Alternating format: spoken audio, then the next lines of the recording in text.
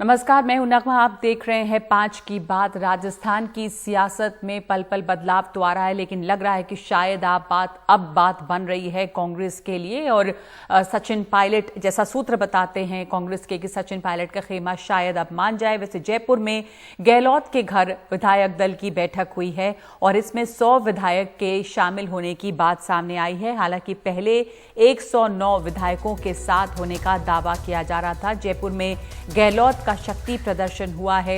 एक खबर यह है कि जो लेजिस्लेटिव पार्टी की बैठक थी उसमें 100 विधायक शामिल हुए। विधायकों को साथ रखने में जुटे हैं गहलोत और उनके घर के बाहर बसें बुलाई गई। एक बार फिर बसों की कहानी शुरू हो चुकी है, यानी कि जो रिजॉर्ट पॉलिटिक्स है वो शुरू हो चुकी है। आप देख रहे हैं तस्वीर में बसों को भी। जयपुर के बाहर फेयरमाउंट रिजॉर्ट है जहां पर एमएलए ले जाए गए हैं और यहीं पर तमाम एमएलए जो कि गहलोत को समर्थन दे रहे हैं उनको रखा जा रहा है ताकि वो अपना पाला ना बदलें। फेयरमाउंट रिजॉर्ट जयपुर के बाहर है जहां पर सूत्रों के मुताबिक एमएलए ले जाए गए हैं और सचिन पायलट को समझौते का फॉर्मूला दिया गया है जिसके तहत वो डेप्यूटी चीफ मिनिस्टर तो बने ही रहेंगे, साथ साथ वो प्रदेश अध्यक्ष पद पर बने रहेंगे। और जैसी उनकी मांग है, जो खबर आ रही है कि 3 और मंत्री पद उनके समर्थक जो विधायक हैं उनमें से 3 और मंत्री पद मिल सकते हैं।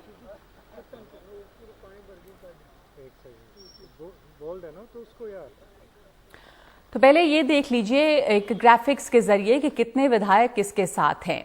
ऐसा दावा किया जा रहा था पहले कि 109 विधायक जो हैं वो अशोक गहलोत के साथ है, यानी कि गहलोत के खेमे में हैं। तो पहले 109 विधायकों के साथ होने का दावा था। इसके बाद 106 विधायकों के साथ होने की बात सामने आई, क्योंकि ये कहा गया कि 106 विधायक जो हैं वो बैठक में शामिल हो रहे हैं। अब कांग्रेस सूत्रों के मुताबिक 100 विधायक साथ है, यानी कि 100 विधायक जो सीएलपी की दोबारा बैठक हुई उसमें गए हैं। सचिन ने अपने विधायकों के इस्तीफे ले रखे हैं, ऐसा भी सूत्रों के हवाले से खबर आ रही है। और ये भी पता चला था कि सचिन का दावा ये है कि उनके साथ 30 विधायक हैं, लेकिन इस पर कोई सफाई नहीं है। बात ये भी सूत्र ये बताते हैं कि ये जो झगड़ा है सिर्फ अलग खेमा बनाने का झगड़ा नहीं है, यानी ये नहीं है कि सिर्फ गहलोत से अलग होकर अपना एक खेमा बनाना चाहते हैं सचिन पायलट। ये लड़ाई जो है वो पुरानी है, चली आ रही है और इस बार सचिन पायलट बिल्कुल खुलकर सामने आए हैं कि उन्हें उससे ज़्यादा अपनी भागीदारी चाहिए राजस्थान सरकार में। कितने एमएलए थे अभी यहाँ पे? सेंचुरी मार चुके हैं हम, आपको टेंशन लेने की जरूरत नहीं है। हम नर्वस 90s में नहीं है, हमने सेंचुरी मार चुकी है, इसलिए we are very comfortable. And हमारी आइडियोलॉजी जुड़ी हुई है, हमारे बहुत पीढ़ियां रही हैं इस कांग्रेस को बनाने के लिए, तो हम इस तरह से वेस्ट होना नहीं चाहते। हमारे साथ उमा शंकर सिंह इस वक्त मौजूद है, हमारे सहयोगी। उमा, जो तमाम खबरें आ रही हैं सूत्रों के हवाले से कि किसके साथ कितने विधायक हैं, किस खेमे में क्या है, क्या ताज़ा जानकारी है? और जो खबर अब आ रही है कि शायद जो डिमांड सचिन पायलट की रही है, जो 3 मुख्य डिमांड्स की बात हो रही है, यानी उनकी ज़्यादा भागीदारी, उनके जो लॉयलिस्ट हैं उनको मंत्री पद मिले, ये समझा जा सकता है कि ये मामला कहीं अब सुलझ गया है। जी देखिए नगमा, एक विरोधाभास है और बहुत बड़ा विरोधाभास है। देखिए जिस तरह से बसों में विधायकों को भर के रिजॉर्ट की तरफ ले जाया गया है, इसका मतलब ये है कि संख्या बल होने के बावजूद, बहुमत का दावा होने के बावजूद और विधायकों के इंटैक्ट होने के दावे के बावजूद कहीं न कहीं अशोक गहलोत सरकार को इस बात का डर है कि सरकार को खतरा हो सकता है, इसलिए विधायकों को सुरक्षित रखने की बात है और तभी उनको रिजॉर्ट ले जाया गया है। दूसरी तरफ ये कांग्रेस के उच्चपदस्थ सूत्रों की तरफ से दावा किया जा रहा है कि एक कॉम्प्रोमाइज़ फार्मूला जो है वो निकलकर सामने आया है और उसमें जो आपने कुछ बातें कही उसमें मैं कुछ बातें जोड़ देता हूं। एक तो ये कि जो एक पोर्टफोलियो 3 मांग रहे हैं उनमें से कम एक पोर्टफोलियो उनको मिल जाएगा, और जो कि एक पैसे वाला पोर्टफोलियो कहा जाता है, क्योंकि ये दलील दी जा रही है कि संगठन चलाने के लिए पैसा चाहिए होता है और सचिन पायलट के पास पैसा नहीं आ रहा। ये सब सूत्रों के जरिए कहा जा रहा है। इसकी बात की तस्दीक सचिन पायलट खेमे की तरफ से नहीं हुई है। दूसरा ये भी कहा गया है कि उनके विधायकों को 3 चेयरमैनशिप दिया जाएगा, उनके मंत्रियों को फ्री हैंड दिया जाएगा, जो सचिन पायलट आरोप लगाते हैं कि उनके मंत्रियों को काम नहीं करने दिया जाता, तो ये फ्री हैंड उनको दिया जाएगा। इसके अलावा ये भी कहा जा रहा है कि जो एक FIR लॉन्च की गई है 124A में, उसको रफा दफा कर दिया जाएगा और नोटिस जो उनको भेजा गया है उसको ख़त्म कर दिया जाएगा। तो ये सब बातें जो है वो कही जा रही है, लेकिन सचिन पायलट के खेमे की तरफ से इस बात की कोई तस्दीक नहीं है कि क्या इन बातों पे, इस फॉर्मूले पे वो तैयार हैं और कांग्रेस के साथ जो एक खटपट अंदरूनी उनकी हुई है वो पैचअप करने को तैयार हैं, या अपनी उस पुरानी मांग पे ही अड़े हुए हैं कि CM के पद से नीचे कुछ नहीं चाहिए, जैसा कि उनके समर्थकों का कहना है। और इस बाबत पहले भी कई बार राहुल गांधी से उनकी मुलाकात हो चुकी, इस बार ये मुलाकात नहीं हो पा रही है। इसके पीछे भी एक रीजन बताया जा रहा है। ये कहा जा रहा है कि राज्यसभा चुनाव के पहले जो एक इंटरनल रिपोर्ट थी, उसमें KC वेणुगोपाल ने सचिन पायलट के खिलाफ एक रिपोर्ट दी, जो कांग्रेस अध्यक्ष के रास्ते होते हुए तमाम लोगों पे बांटी गई, और उसके बाद राहुल गांधी भी सचिन पायलट से उनका मोह भंग हो गया, और यही वजह है कि सचिन पायलट के चाहने के बावजूद राहुल गांधी और उनके बीच इस बार बातचीत नहीं हो पा रही है। ये कहानी भी कही जा रही है।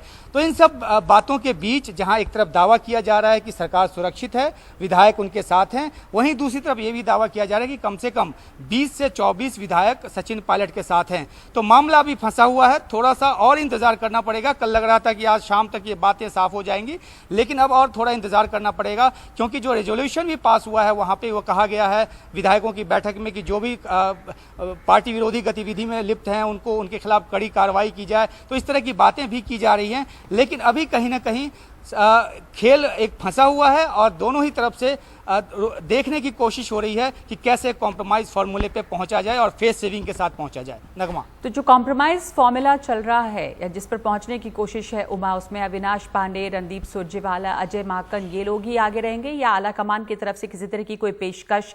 यहाँ पे सचिन पायलट बैठे हैं, खबरें आ रही हैं कि आला कमान के दरवाजे जो हैं वो हमेशा सचिन पायलट के लिए खुले हैं। आप कह रहे हैं राहुल गांधी का मोह भंग हो चुका है। सोनिया गांधी और प्रियंका गांधी का क्या इसमें रोल है? ये भी बात आ रही है कि प्रियंका गांधी भी इसमें अब दखल दे रही हैं और वो भी कहीं बातचीत कर रही हैं दोनों तरफ के खेमे से। जी देखिए, वही कह रहा हूं कि सूत्रों के हवाले से कई तरह की जानकारी आ रही है और कोई भी ऐसी जानकारी नहीं जिसका कोई रिबटल आए। अगर प्रियंका गांधी ने बात की है, रीच आउट किया है, तो प्रियंका गांधी के दफ्तर की तरफ से ऑफ रिकॉर्ड, ऑन रिकॉर्ड ऐसी जानकारी नहीं दी गई है। दूसरी बात की ना तो सचिन पायलट की तरफ से इस बात की कोई तस्दीक की गई है कि उनको रीच आउट करने की कोशिश हुई है, बल्कि जानकारी ये आ रही है कि अभी भी वो अपने स्टैंड पे कायम हैं। देखना यह है कि जो एक बात रणदीप सुरजेवाला ने कही है कि दरवाजे हमेशा खुले हैं, दरवाजे खुले हैं तो क्या बातचीत भी ऊपरी स्तर पे हुई है? जो जानकारी है उसके मुताबिक अभी ऊपरी स्तर पे बातचीत नहीं हुई है। जो मैंने बात कही कि राहुल गांधी का भी मोह भंग हो गया उस रिपोर्ट के आलोक में जो उनको दी गई, और ये कहा गया कि पार्टी विरोधी गतिविधि में वो लिप्त हैं, और जिसको आधार बना के 124A, वो धारा जिसको लेकर कांग्रेस लगातार कहती है कि हम हटाएंगे, उस धारे के तहत FIR लॉन्च होता है और उसमें नोटिस दिया जाता है। तो इन सब बातों को मिला जुला कर देखने पर लगता है कि पेंच बहुत ज्यादा फंसा हुआ है और उसको सुलझाने में वक्त लगेगा, और इसीलिए विधायकों को सुरक्षित जगह पर ले जाया गया है। जी, नगमा जी, धन्यवाद। ये बात जो आप कह रहे हैं उमा, वो बहुत दिलचस्प है कि एक तरफ दावा हो रहा है कि सरकार को खतरा नहीं है, सारी संख्या बल हमारे साथ है, लेकिन दूसरी तरफ रिजॉर्ट पॉलिटिक्स भी शुरू हो गई है। बसों में भर के विधायक राजस्थान में फेयरमाउंट रिजॉर्ट में लेके गए हैं, जयपुर में, जयपुर के बाहर। हमारे साथ आप जो तस्वीरें देख रहे हैं ये देखिए कि विधायकों को ले जाया जा रहा है बसों में भर के। गहलोत सरकार का संकट टला है या नहीं टला है, वो इन तस्वीरों से साफ है कि एक डर जो है वो बना हुआ है। प्रमोद स्वामी हमारे साथ जुड़ रहे हैं, प्रवक्ता हैं बीजेपी के, और प्रणब झा प्रवक्ता हैं कांग्रेस के। प्रमोद स्वामी, रिजॉर्ट पॉलिटिक्स तो कांग्रेस में शुरू हुई, लेकिन इनकम टैक्स रेड की पॉलिटिक्स भी शुरू हो गई है, और ये इत्तेफाक है, सिर्फ एक कोइंसिडेंस है कि राजस्थान सरकार पर खतरा और गहलोत के जो करीबी हैं उन तमाम लोगों के यहाँ छापे पड़ गए, चाहे वो आम्रपाली ग्रुप के मालिक हों, जिन्हें के राजीव अरोड़ा या धर्मेंद्र राठौड़ हों या फिर सुनील कोठारी हों, ये तमाम लोग करीबी माने जाते हैं गहलोत के। देखिए, जहां तक राजनीतिक संकट की बात है और रिसोर्ट पॉलिटिक्स की बात है, ये इनका अंदरूनी मामला है, इस पे हमें कुछ नहीं कहना। अब लाठी डंडे तो सचिन पायलट साहब ने खाए, प्रदेश अध्यक्ष सचिन पायलट साहब थे, गहलोत साहब तो दिल्ली में राजनीति कर रहे थे, लेकिन जब मुख्यमंत्री बनाने की बारी आई तो गहलोत साहब को बना दिया। पंजाब में, छत्तीसगढ़ में, MP में प्रदेश अध्यक्षों को मुख्यमंत्री बनाया गया। तो उनके फिर साथ तो नाइंसाफी हुई। और रिजॉर्ट पॉलिटिक्स पे मैं यहाँ पे पूछ नहीं रही, वो उन पे पूछूंगी यहाँ पे प्रणब जी से। आपसे मैं पूछ रही हूँ कि ये इनकम टैक्स रेट की जो राजनीति शुरू हो गई। देखिए, ये जो इनकम टैक्स और अन्य जो डिपार्टमेंट की आपने बात कही, कानून अपना काम करता है और ये सारे जो स्वतंत्र डिपार्टमेंट है और अपने तरीके से तहकीकात करते हैं। इसका राजनीति से कोई लेना देना नहीं है। अगर इसको कोई राजनीति से जोड़ता है तो ये उचित नहीं होगा, ऐसा मेरा मानना है। जी, तभी ये सिर्फ इत्तेफाक ही माने फिर कि कल वहां पर राजस्थान सरकार के सामने संकट खड़ा हो गया और आज ये छापे पड़ने लगे। ये वो अपने आप इनकम टैक्स डिपार्टमेंट छापे मारे, बिल्कुल वो इंडिपेंडेंट है, लेकिन सवाल तो उठेंगे। और एक इंटरेस्टिंग बात है कि कैसे गहलोत के तमाम करीबियों के यहाँ इस समय पहले नहीं छापे पड़े लेकिन आज ही छापे पड़ने लगे। बहरहाल ये रिजॉर्ट पॉलिटिक्स शुरू हो गई है प्रणब जी। और जब गहलोत सर किसके करीबी है जी, और किसी का करीबी होने, कौन किसका करीबी है मैं तो नहीं जानता, ये आप बेहतर जानती है। और किसी नहीं, मैं बेहतर नहीं जानती। ये खबरों में हर तरफ ये छाया, ये सब जान रहे हैं कि कांग्रेस के नेता हैं राजीव अरोड़ा और वो गहलोत कैंप में हैं, सुनील कोठारी हैं। मैंने तो नहीं कहा गहलोत साहब के करीबी है। चलिए ठीक है, आपको नहीं मालूम है, लेकिन ये तमाम कांग्रेस के नेता हैं। गहलोत कैंप में कौन है? आप इतनी अभी आप एक बात सामने ला रहे थे कि कैसे सचिन पायलट को उनका ड्यू नहीं मिला।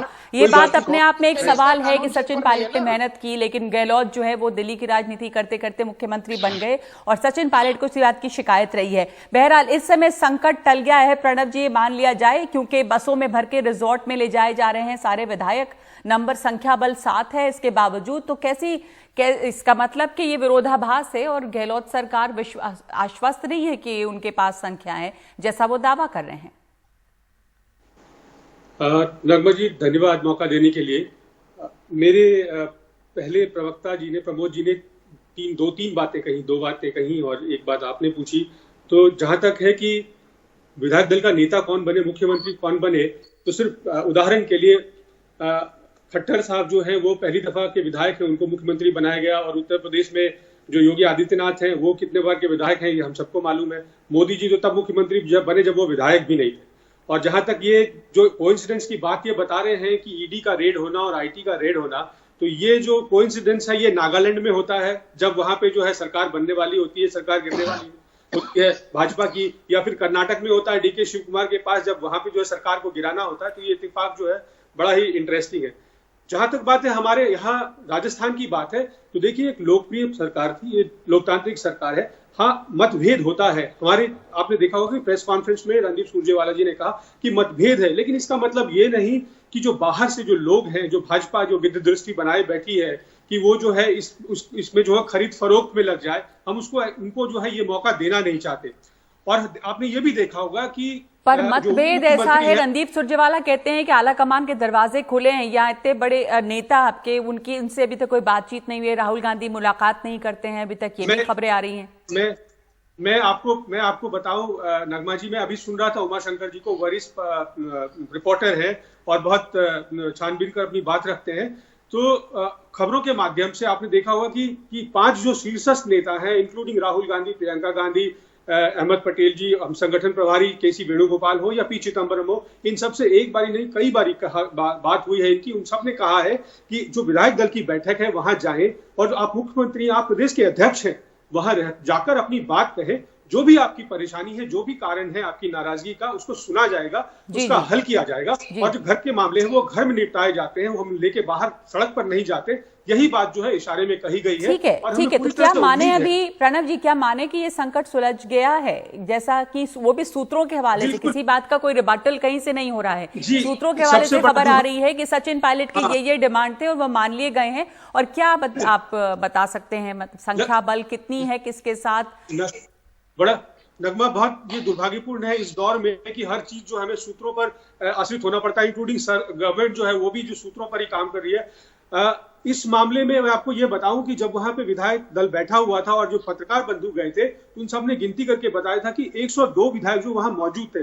कांग्रेस की संख्या जो है उस पटल पर 107 है और टोटल विधायकों की जो संख्या है समर्थकों के साथ 123 है। तो ऐसा माना जा रहा है कि करीब अगर 102 वहां थे तो जो वहां नहीं थे वो जो है अभी जो है ठीक है, तो ये नंबर्स जो हैं वो 109, 7, 6, 2 इनके इर्द गिर्द घूम रहे हैं। रेणु जी, आपकी टिप्पणी, राजस्थान में जो घटनाक्रम चल रहा है, क्या ये संकट अभी लग रहा है कि टल गया है? जिस तरह से खुलकर इस बार सामने आए हैं सचिन पायलट, नाराजगी उनकी लंबी रही लेकिन पानी सर से ऊपर हो गया और वो सीधे बगावत के मूड में रहे, लेकिन अब क्या दिख रहा है, क्या खबरें मिल रही हैं आप? हमारे मित्र प्रणव जी ने कहा कि कांग्रेस के लीडर्स ने मैसेज भेजा है कि घर की बात घर में ही रहे। बहुत दिनों तक घर की बात घर में ही थी, जब कोई किसी तरह की सुनवाई नहीं हुई, गांधी फैमिली अपने घर में बैठी रही और जनरल सेक्रेटरी अशोक गहलोत की गोदी में बैठे रहे, तो फिर मेरे ख्याल में सचिन पायलट के पास कोई ऑप्शन नहीं बचा बाहर आने के सिवाय, क्योंकि जब घर की बात घर में रहेगी तो वो बहुत अच्छी बात है। और जब कोई सुनवाई नहीं है, अब सडनली जो सुनाई दे रहा है ये कि डॉक्टर मनमोहन सिंह, पी चिदम्बरम, कपिल सिब्बल और जो कांग्रेस के जितने भी वरिष्ठ नेता हैं, उन्होंने शायद राहुल गांधी से कहा है कि आप पूरी कोशिश करिए कि सचिन पायलट पार्टी छोड़ के ना जाए। उन्होंने कहा कि ये बहुत नुकसान हो जाएगा, पार्टी की क्रेडिबिलिटी का सवाल है और हम अगर ऐसे यंग लीडर्स को देंगे जैसे सिंधिया चले गए तो इसकी पार्टी को लॉन्ग टर्म शॉर्ट टर्म में दोनों को नुकसान होगा। मेरे ख्याल में प्रियंका गांधी और राहुल गांधी उसके बाद ज्यादा अहमद एक्टिव हुए उस फ्रंट पे। और जहां तक मेरी खबर ये है कि मैं राजस्थान देखती हूँ, अभी भी सचिन पायलट कॉम्प्रोमाइज के मूड में नहीं है। आप कह रही हैं रेणु जी, आपकी आवाज कट रही है, मैं वापस आऊंगी आपके पास। आप कह रही हैं कि जहां तक आपकी खबर है सचिन पायलट कॉम्प्रोमाइज के मूड में नहीं है। प्रणव जी, लौटती हूं आपके पास, एक ब्रेक ले रहे हैं आप, जवाब उसके बाद दीजिएगा। एक ब्रेक के बाद लौट रहे हैं इस चर्चा पे।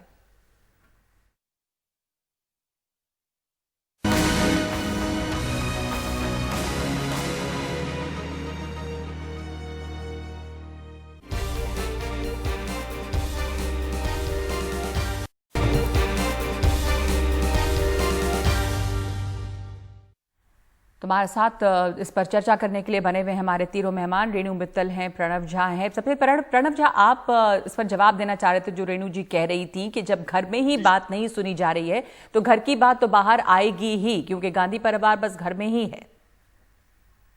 हालांकि रेणु जी जो पत्रकारों में बिल्कुल शीर्षतम पत्रकार हैं और हम सबकी बहुत चहेती हैं, पर मैं एक बात जो उनसे पोलाइटली कहना चाहता हूं कि ये जो मैंडेट था, ये जो विधायकों की संख्या आई, उसके बाद विधायक दल ने तय किया कि कौन नेता होगा। ये बात ठीक है कि वो 5 साल जो है वो अध्यक्ष रहे, उन्होंने मेहनत की और उसके बाद विधायकों ने तय किया कि उनका नेता कौन होगा। और ये बात भी सही है कि महत्वाकांक्षा होनी चाहिए, पर क्या इस बात को लेकर के एक सरकार को गिराया जा सकता है? जो बात प्रेस वार्ता में पूछी गई, और जहां तक बात है, मैं ये बात कह रहा था कि मैं राज्यसभा चुनाव के दौरान वहां मौजूद था और मैंने देखा कि बहुत अच्छा तारतम्य था। सचिन पायलट खुद सबकी अवगत कर रहे थे। समस्या तो ये रही रेणु जी कि जब खुले आम सरकार गिराने की साजिश में शामिल होने के लिए नोटिस दिया जाता है, बात वहां पर से बिगड़ी। नहीं, ये बात भी गलत है, क्योंकि वो नोटिस जो है वही नोटिस। प्रणव जी, एक बार रेणु मित्तल को सुन लें। प्रणव जी, वो जो हुआ उस दिन, जिस दिन राज्यसभा के नॉमिनेशन फाइल हुए, सचिन पायलट ने खड़े होकर कहा कि हम सब मिलके अपने दोनों कैंडिडेट्स को जिताएंगे। कहां से बात आई कि बीजेपी इसमें खरीद रही है, ये कर रही है, वो कर रही है? ये सब high power drama Ashok Gehlot का था। सचिन पायलट को डाउन करने के लिए इसकी बहुत लंबी कहानी है।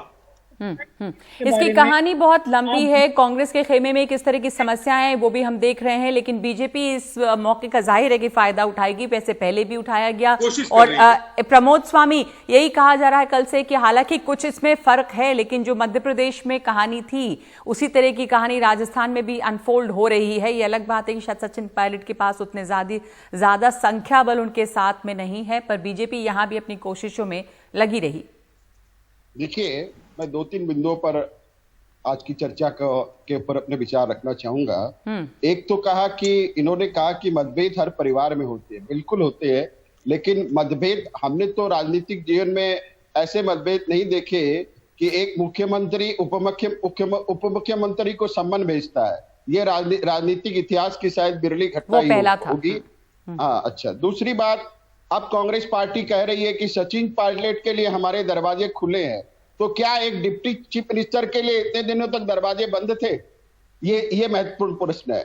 तीसरा महत्वपूर्ण प्रश्न रेणु जी ने उठाया कि जब राज्यसभा का चुनाव था और सचिन पायलट ने कहा कि हम दोनों विधायकों को जिताएंगे और दोनों विधायक जीते, फिर ये अफवाह किसने फैलाई कि सचिन पायलट जो है वो भारतीय जनता पार्टी से मिलकर के इस सरकार को गिराना चाहते हैं। गहलोत साहब ने जी आपका वीडियो चला गया है इस समय प्रमोद जी, पर आप जो सवाल उठा रहे हैं भारतीय जनता पार्टी में जो जाने की बात सामने आ गई उसको सचिन पायलट अब खुद डिनाई कर रहे हैं, लेकिन रेणु जी आप इस पर जवाब देना चाहेंगे कि ये अफवाह कहां से फैलने लगी?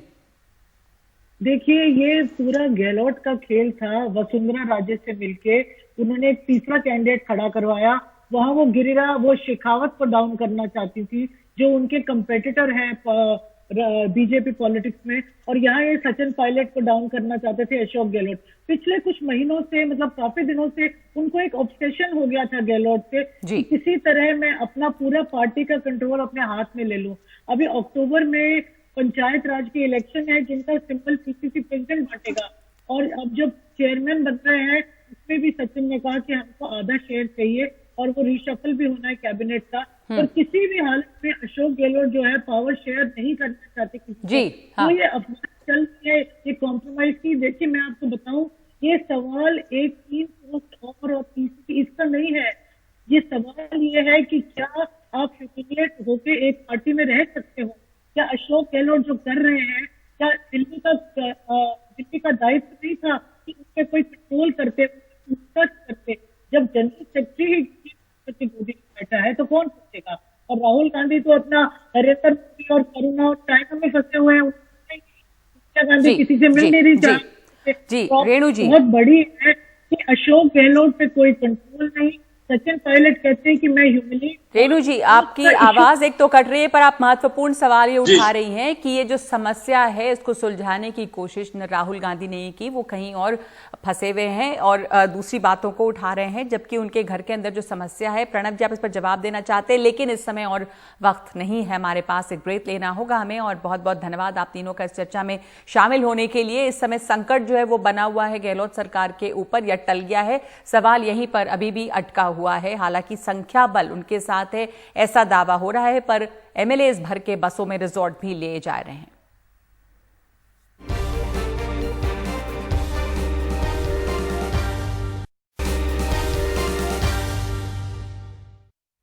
राजस्थान में चल रहा सियासी ड्रामा और उससे उठे तूफान के बीच मुख्यमंत्री अशोक गहलोत के करीबियों पर आज आयकर विभाग के छापे पड़े हैं।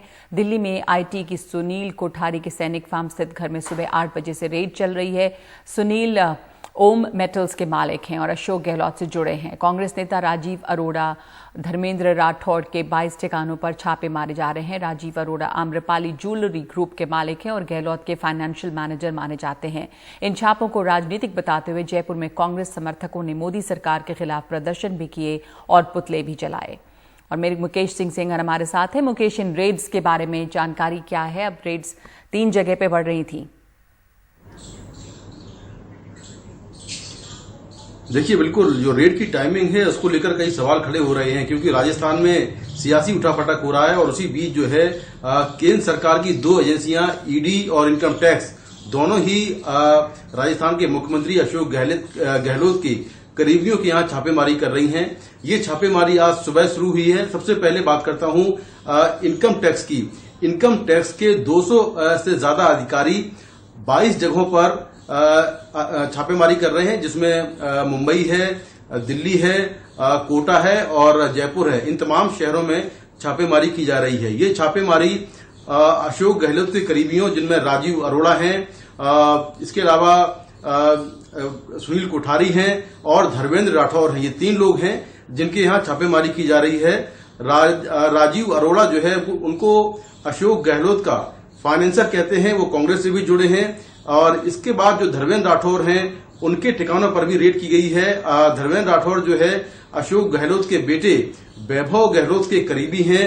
इसके साथ ही दिल्ली में सैनिक फार्म इलाके में 3 जगहों पर रेड चल रही है। ये रेड सुनील कोठारी जो कोठारी ग्रुप से जुड़े हैं और ओम मेटल्स के मालिक हैं, उनके ठिकानों पर छापेमारी की जा रही है। हालांकि छापेमारी में क्या कुछ मिला है ये अब तक साफ नहीं है।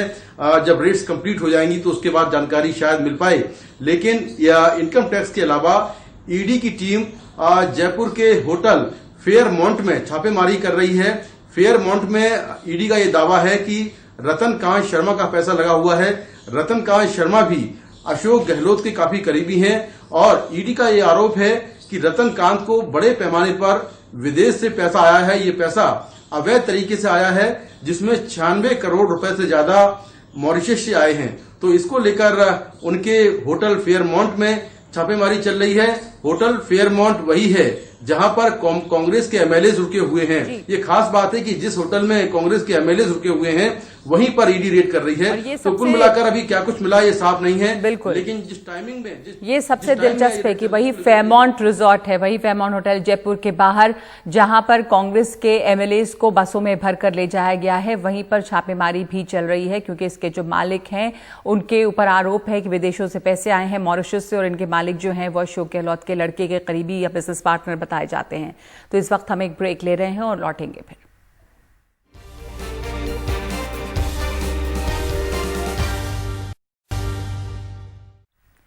राजस्थान में राजनीतिक संकट के बीच जयपुर पहुंचे कांग्रेस प्रवक्ता रणदीप सुरजेवाला ने प्रेस कॉन्फ्रेंस की और कहा कि किसी को भी किसी पद या प्रोफाइल की समस्या है तो उन्हें पार्टी फोरम पर आकर अपनी आवाज उठानी चाहिए। हम मिलकर इसका समाधान करेंगे और अपनी सरकार को राज्य में मजबूत बनाएंगे। उन्होंने कहा कि व्यक्तिगत प्रतिस्पर्धा वाजिब हो सकती है, लेकिन अपनी बात को पार्टी फोरम पर रखा जाए। वैचारिक मतभेद की वजह से अपनी ही चुनी हुई सरकार को कमजोर करना या बीजेपी को खरीद फरोख्त का मौका देना अनुचित है। कांग्रेस आला कमान के द्वारा उनसे कई बार वार्तालाप हुई है और कहा गया है कि खुले मन से अगर आपका कोई मतभेद है तो आप आकर उसे पार्टी की फोरम पर रख सकते हैं। कोई ऐसी समस्या नहीं जिसका निदान हल नहीं निकाला जा सकता। हम समेत सचिन जी के कांग्रेस पार्टी के हर विधायक का सम्मान करते हैं। वो हमारे साथी हैं, वो हमारे अपने हैं, वो हमारे परिवार के सदस्य हैं। हमने लंबे समय तक उनके साथ काम किया है। हमारा उनके प्रति स्नेह है, हमारा उनके प्रति आदर है, वो हमारे अपने हैं। और अगर परिवार का कोई सदस्य नाराज हो जाए तो वो परिवार को गिराता नहीं, वो परिवार से रुष्ट होकर अपना गुस्सा प्रकट कर मां बाप के साथ बैठकर, चाचा ताऊ के साथ बैठकर, परिवार के साथ बैठकर उसका हल निकालता है।